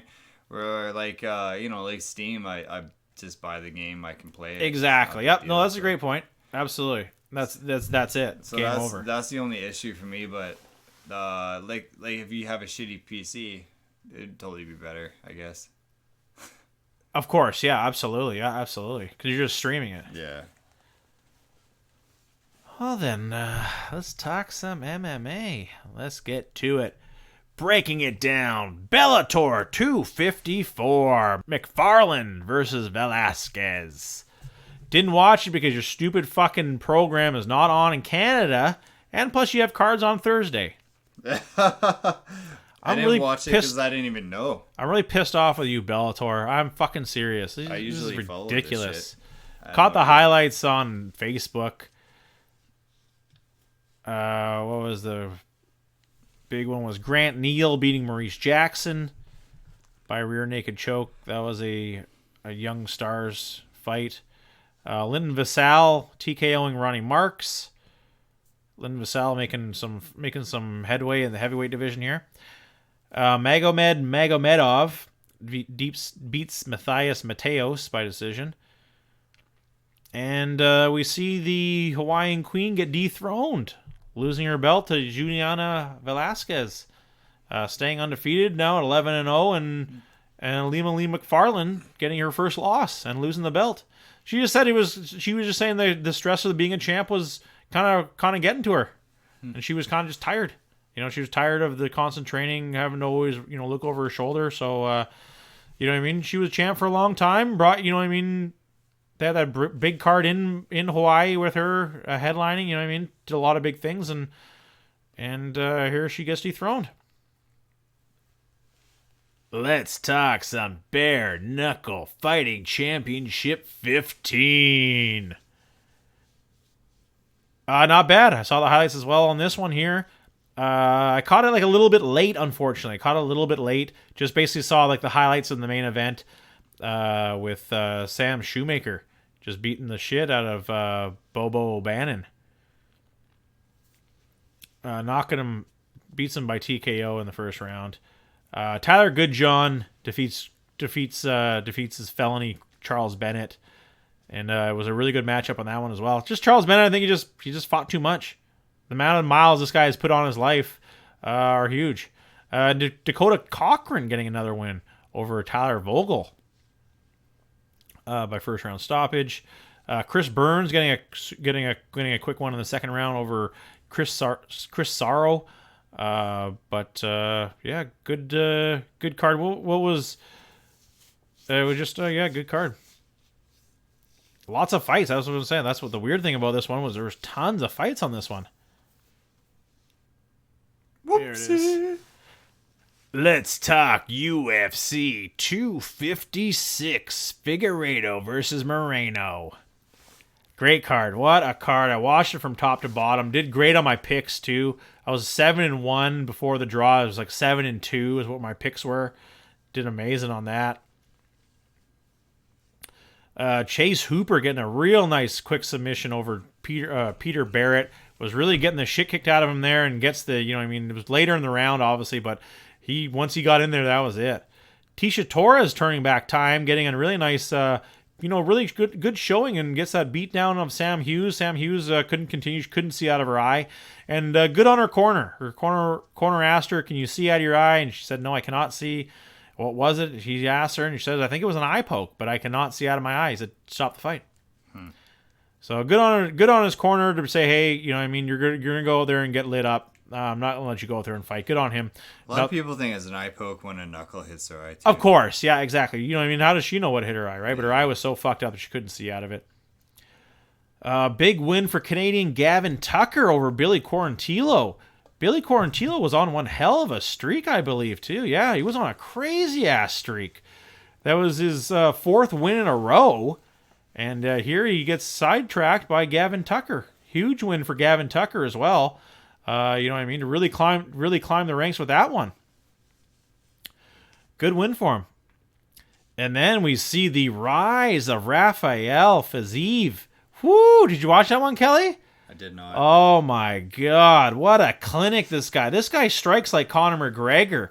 Huh. This guy is insane, man. Throwing like crazy ass kicks, repeated like high kicks. Crazy ass, combos and everything. Man, what a knockout this was, man. Knockout over Renato Carneiro.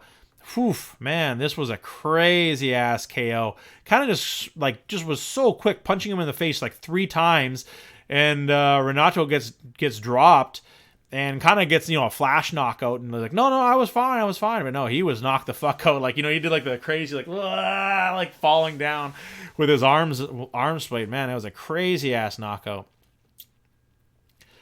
And then we see the run of crazy-ass finishes here. We see the super crazy knockout of Cub Swanson beating up Daniel Pineda. This was my only other pick that I had picked wrong on. I had picked Daniel Pineda to beat Cub Swanson, and Cub Swanson turned back the clock, was getting his leg chewed the fuck up in the first round there. His leg was taking a super crazy beating. He almost had to keel over there once where his leg, he just had no feeling when he couldn't even fucking stand on it. Comes back, knocks down Daniel Pineda late in the round, really knocked him loopy. I don't think Pineda was respecting Cub Swanson's strength. He kind of, after that, he had to show him respect, but the damage was already done. I think that punch really, Daniel Pineda never recovered from, and then he ate 3 more again in this one as well, and dropped him, and the referee stepped in smartly because Pineda was totally out of it. Really saved him. Cub Swanson gets a huge win. Huge win for Cub Swanson's career here. Probably his biggest one here, because I think he was, he had a win over Kron Gracie, but before that, 4 losses. If you get 4 losses, then a win and another loss, you basically better be starting calling Bellator. But a huge win for Cub Swanson. What a statement win too, with getting that KO.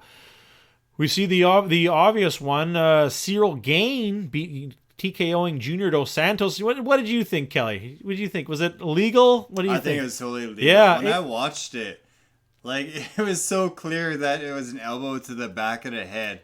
I don't see how it could be seen anything else. I don't know. I don't know what Joe Rogan was yammering on about. You know, Joe Rogan was like, no, clean. Exactly. Every angle I saw, it's like his elbow caught just behind. You know what I mean? Just like right where, like right below his skull, basically. Yeah. You know what I mean? They're all saying it was behind the ear, but I'm like, nah. To me, it looked like it cranked him right behind the head, like closer to the spine. Yeah. You know what I mean? Was Junior Dos Santos turning away? And are we watching in super slow motion, breaking it down? Did Cyril Gain make the mental note, I'm going to fuck the back of this dude's head up? No, I don't think so. Did it connect with the back of his head? I think so. Yeah. From every angle I saw, it looked like it did. Did it totally change the outcome of the fight? Probably not. You know what I mean? Junior was kind of turtling up already. He already ate some pretty big shots. You know what I mean? Was it a blow on to be aired on the side of a caution that was illegal? A little bit. But at the end of the day, Cyril Gain gets his hand raised. Junior Dos Santos is once again going back to the drawing board, looking for an answer on his fourth loss, all by TKO.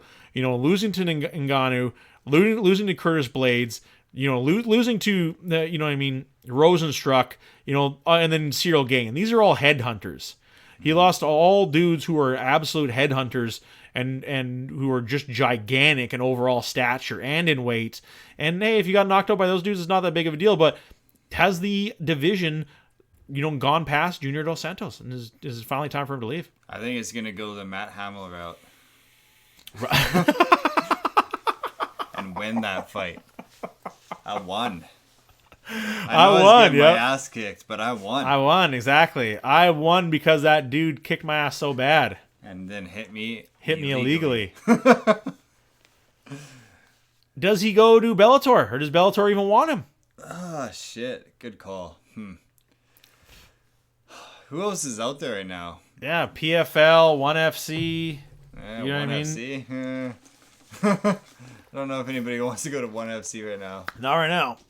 PFL. That's about it. And Bellator. Yeah, I don't know.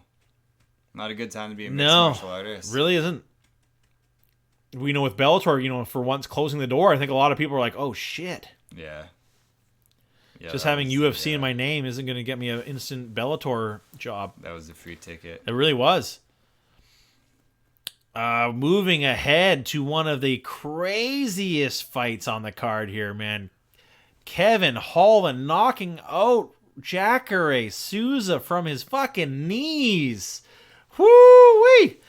This dude is the real deal. Kevin Holland, you know, really working, you know, really taking, you know, Jacare came in with a smothering style. He wanted to come in and just work what he does best. Work would put him on the map, and his grappling, he looked good in it, but you know, he had top control all the time. And Kevin Holland was doing really good off his back, really good, you know what I mean, staying alive and being active, showing his strength and showing how strong he really is on off of his back and on the ground. But just to connect with the amount of power that he did with that punch, you know, kind of softening up with that first one, and then, you know, really kind of gaining his balance and then just schmucking Jacare to fold him backwards on a very bad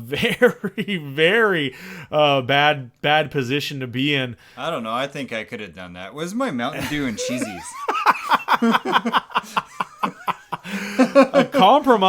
a compromise position, to say the least, really, and to get the win. The thing I love most about this is the pre-fight comments that Kevin Holland made. Did you hear it, Kelly? No, I didn't. Calling out Kazmat Chimaev to say, hey man, we're both the 2020 guys. Let's do this. 1 week's notice.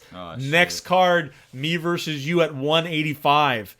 Khamzat has yet to respond, but a dude who was calling out everyone, saying he's going to murder everyone, Khamzat, has been quite quiet now. He has a couple fights though, doesn't he? Oh yeah. He's won like 3 already this year. But Kevin Holland, this is his 5th win of the year, Kelly. And that's what's crazy about that. He doesn't even top the record for even before COVID times for a dude to fought that many times in 1 year. 5 times he's fought this year, Kelly. It's crazy. You know, and he lost before. Brendan Allen, he lost to in 2019 in October. So a year ago, basically, and then some. He actually has a loss. What a bitch. To kind of a nobody, though. Really, you know, a dude who's really gotten his game together. And basically almost all finishes, with the exception of his split decision win over Darren Stewart. That was a tough fight. That was a real tough fight. But beating Anthony Hernandez, beating Joaquin Buckley by TKO, getting the close decision against Darren Stewart, getting the TKO over Charlie Ontiveros. That was a very last second call. You know what I mean? Really, now going over his resume for this year, it's really a lot of bums. Obviously with the exception of Jacare, that Charlie guy was a last second call up. Darren Stewart Darren Stewart normally fights at 172. He's a small 185. Joaquin Buckley, another dude who's not a huge name right now. Obviously he's coming off. Buckley's a pretty huge name. Well, yeah, but he is now with how flashy he's been. About the cough syrup. Big name. It tastes bad and it works. But he knocks out him. You know what I mean? So two dudes maybe have a fight coming up in the future as well. But to get a big huge victory over Jacare, I think obviously Chimaev has got a bit more of a flashier record right now with the wins he has, and especially at 2 divisions. I love to see it happen. That's all I got to say though. I just would love to see it happen. Huge call out for actually someone. Everyone's shying away from Khamzat Chimaev. Here we see Kevin Holland come out of the woodworks and say, "That motherfucker, I want to fight." Let's do it for the best guy of 2020. And I love it. And then we see Mackenzie Dern in a very durable, a very veteran-style win over Verena Jandiroba. What a battle that was. To come out first round, all Mackenzie Dern working the stand-up, doing great on her feet. Second round, Jandiroba really turns it on, gets that takedown, and kind of just holds Mackenzie Dern down, landing some decent ground and pound, busting up her nose. And then third round, all Mackenzie Dern, almost getting close to the finish. The craziest thing about this one was 2 black belt, very famous women grapplers. And we had probably 2 minutes on the ground the whole time. It was a total stand-up battle. That's what you see sometimes. You would see these people, they don't want to go to the ground and have that stalemate as you do see in the high-level grappling. And they kept it on the feet. I think Dern is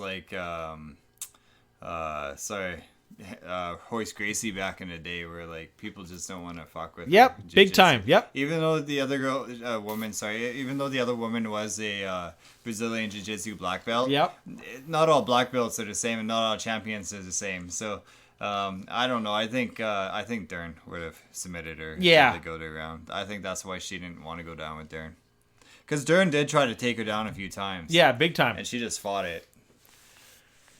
This was quite a good matchup, though. I think, the people weren't talking about this one enough, really. Jandiroba was 16-1 coming into this, so now she's 16-2. And Mackenzie Dern was 10-1. Now she's 11-1. So a battle of 2 women who have huge records right now, really, and in their weight class, are going to be trouble for anybody. No matter what. Jandiroba showed she's super tough and durable. Didn't get the W, but she could have put it away in the second round and looked really good in the second round, but. On the other side of that, Mackenzie Dern had an amazing showing going the full 3 rounds. That kind of experience is super invaluable. Looks way different on her feet. Way more fluid. Yeah. Not as rigid. Yeah, absolutely. As last time. Absolutely. Just getting that 15 minutes of actual work in was huge. Was absolutely huge. Was crazy. They always had, they're partnered with that some kind of betting fucking thing. I can't remember the name of it right now. And they had tweeted out that some guy had bet $15,000 on Jandiroba to win, and he would have gotten $225,000 if he would have won. Holy shit! Crazy, eh? Wow. But to put $15,000 on one person, wowzer! There's your car fund gone. I don't think this guy gives a shit. That brings us to the co-main event of the evening, with Charles Oliveira taking on Tony Ferguson. Wow, what a fight we had, man. Smothering style from Charles Oliveira, working on the stand-up too. That nasty armbar, how in the hell did Tony Ferguson not tap on that armbar, man? In the first round? Oh, man. Whew. What a showing. What an absolute showing. The changing of the guard here with Tony Ferguson falling here. And we talk about it time and time again, Kelly. Tony Ferguson has not fought anybody in the top that outside of the top 3. You know what I mean? When it comes to the lightweight division.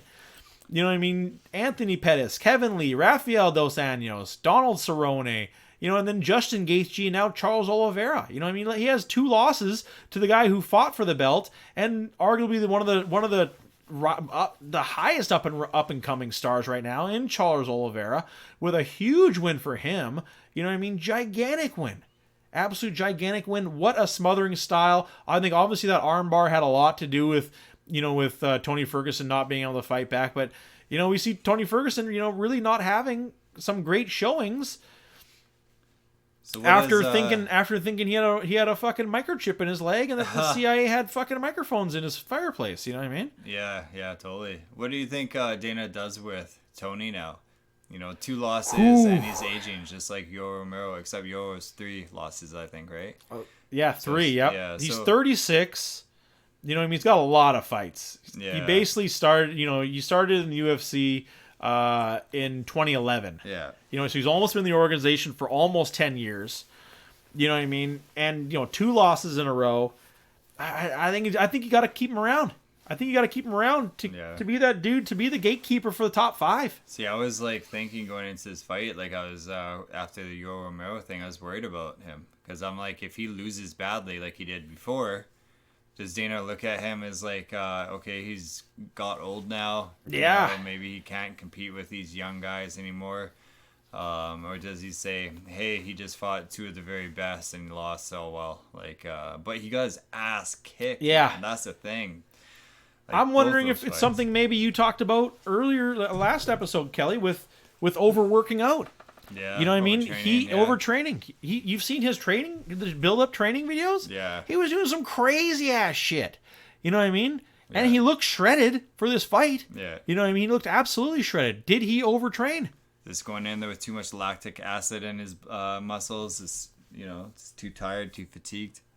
Maybe. I think he gets one more. And then, man, what a guy. Talk about a falling from grace just because of his success. Who do you give him? Conor McGregor? I think so. Yeah, that's kind of the first thing that came to my mind was Conor McGregor. Yeah. If Conor's still fighting, which he is, he's fighting Poirier, I could see him fighting Ferguson. I could see it too. There's a long lineup of dudes, for him to fight. Yeah. You know what I mean? It's just stupid, that Michael Chandler could have fought him. You know what I mean? Michael Chandler could have fought him. And he could have had that, with him, saying, for that, saying, hey, I got an easy Tony Ferguson win. That would help out his stock huge. But no, he decided to duck him. But Charles Oliveira coming out, give that man the belt. Give that man the title shot. Yeah. Charles Oliveira is the next big thing. With that, no one has beaten up Tony Ferguson that bad. Right. Nobody. No one has ever beaten up Tony Ferguson that bad. You know what I mean? He had a great match with Justin Gaethje. It was a lot of back and forth. That's a rumor right now too, is that they're going to have, if in the case that something happens between Poirier versus McGregor, the replacement bout will be Michael Chandler versus Justin Gaethje. So, if that comes up, it's not even really a rumor right now. It's just they asked Dana White, would that be an option for a backup plan? Because on the post-fight press conference, Dana White has said that, with everything obviously going on right now with COVID, he does have a backup fight is in the case that something happens with Conor McGregor and Poirier. Obviously, you always have to have a backup plan when you're dealing with Conor McGregor, and that is rumored to be the backup plan. And if it doesn't turn out, maybe it could be a co-main event or something like that. But like I said, it wasn't even official news yet, so that's why I didn't want to report on it. Yeah. But that's the rumor right now. And I think Michael Chandler could have got a much easier battle against Tony Ferguson as he would against a very still strong and hungry Justin Gaethje. I'd like to see Gaethje as a replacement for that fight if one of those fighters drop out, either Conor or Dustin Poirier. Me too. Rather see him and then make it a title fight. Because it works for both guys. It works. I would love. Who doesn't want to see Conor and Gaethje go at it, and then to see the rematch of Poirier versus Gaethje? Yeah. You know what I mean? It's who wouldn't want? I'm with you on that one, Kelly. I want to see both. That brings us to the main event of the evening. Deiveson Figueiredo versus Brandon Moreno. What a fight. What a battle, man. You know what I mean? To go the full distance, Figueiredo just throwing bombs in the first round, but Brandon Moreno was not going anywhere. I was really worried with that nut shot. That nut shot, I thought the fight was going to get stopped. But to get the point reduction off that nut shot, I thought, what the hell? I thought it was the second foul. The first one was when he pushed his head away with his finger in his eye. Yeah. I agree with you. But still, I think you need 2 nut shots. I think you need 2 of one infraction in order to get the point away. But still, it was enough of a nut shot. Yeah. And I think obviously the reason why they did do it is because now that dude is impeded. That dude has got a straight toe punt, a straight pride soccer kick to the boys. And if he didn't get as injured as he was acting like he was, good for him anyways, man. Like, that's like a soccer foul almost. Yeah. He was like almost puke. Like, he was making a noise at least. Like, he was going to puke and everything, really getting on the It really looked like he was going to puke. Yeah, so like if he did that just for show, good for him, man. Bringing that bucket. I was worried the fight was going to get stopped. It was that bad of a nut kick. It was that bad. The eye poke, though, that was a bad eye poke for sure as well. You know what I mean? It's just, it's interesting that not a lot of shots landed on that eye after the eye poke because his eye was super swollen, top and bottom. His eye was tore up from the floor up.